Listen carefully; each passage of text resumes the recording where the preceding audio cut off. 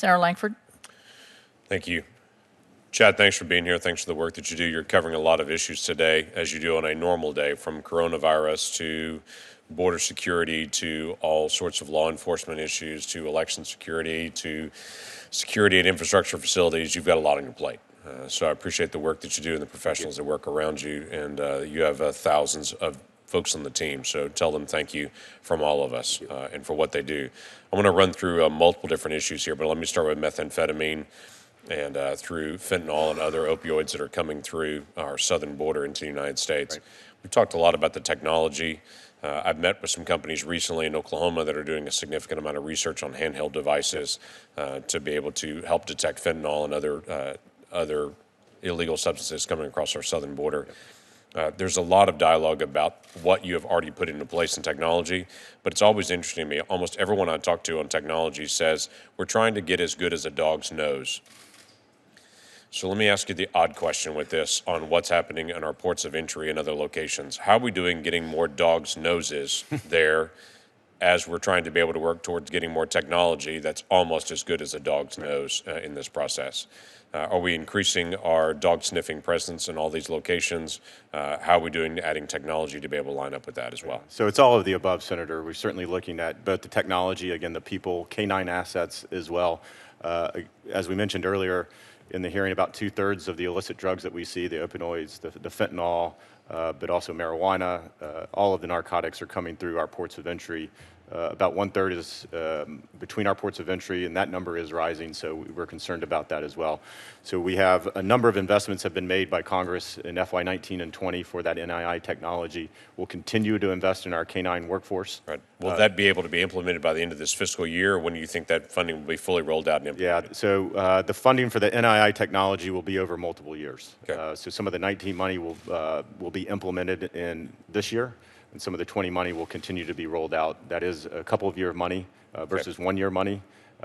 It's a large technology contract, so it is, and it's a significant task, and it's extremely important to us. Every one of our states, and your hometown as well, is all affected by fentanyl and opioids and methamphetamine coming in. So the faster we can roll that out and be able to be engaged in that, the better, to be able to help cut off the flow of some of these drugs coming into the United States. So I appreciate all that you're doing. There's been a lot of conversation about ICE detention beds as well. I've been on the southern border. You've been on the southern border a lot. The soft-sided facilities that CBP has put into place because there weren't enough ICE beds cost a tremendous amount of money. Right. How is that going in balancing out better quality ICE beds at a lower price than CBP having to do more expensive temporary soft-sided facilities to be able to handle individuals coming across the border? Well, I think our idea is to get out of the soft-sided facility business. So obviously we did that because of the surge last year. Again, thank you for Congress providing those resources to do that.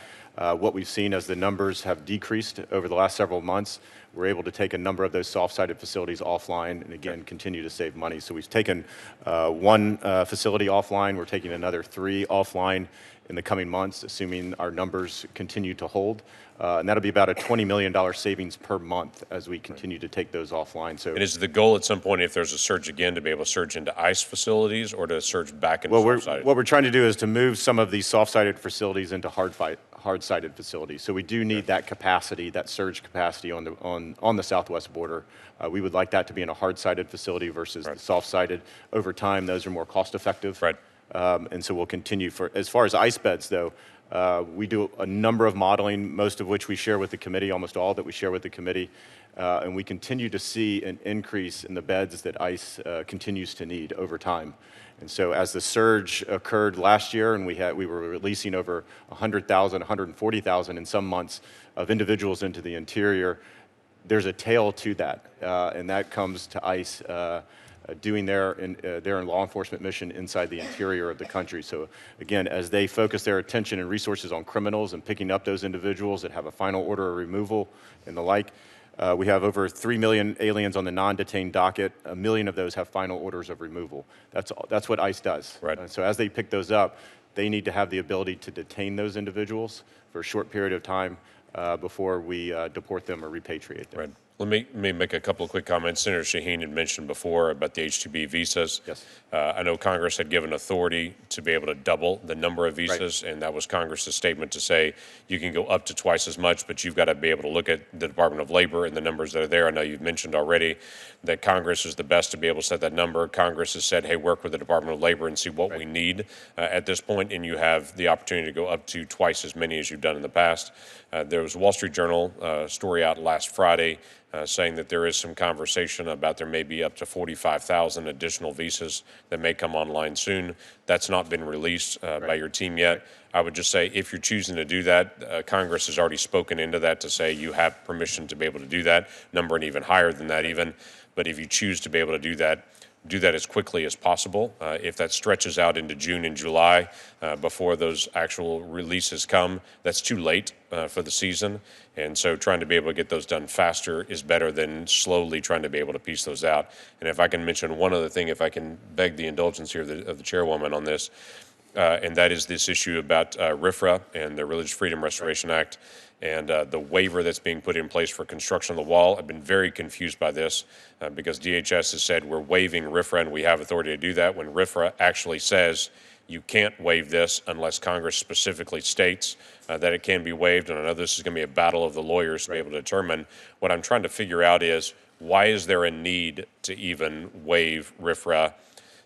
Because as far as I can tell, there's never been a need to be able to waive that. So why preemptively say we're going to when there's not really a statement to say we need to waive religious freedom protections to be able to build the wall? Well, I've looked into that issue.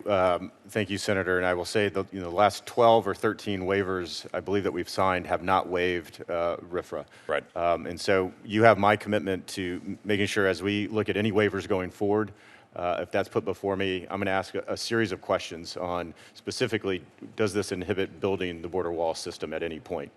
I think we oftentimes err on the side of caution on what we waive, and I think it's incumbent on part of the department to ensure what we're waiving has a specific impact to the number of miles that are being built in that specific area. As you know, the waivers are specific to specific sectors and miles. So it's incumbent upon us, but I will say the department has not waived that, again, in the last 12 waivers. Since 1993, the Religious Freedom Restoration Act has never been waived. Yeah.